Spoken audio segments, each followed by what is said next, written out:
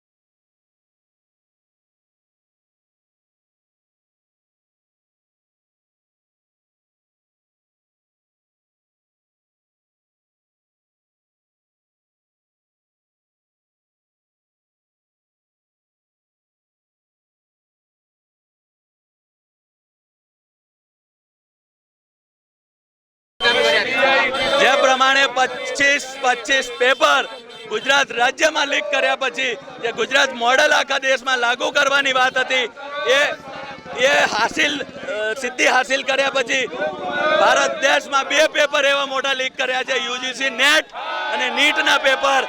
NSUI માંગણી કરી રહી છે કે નીટની પરીક્ષા પાછી યોજવામાં આવે।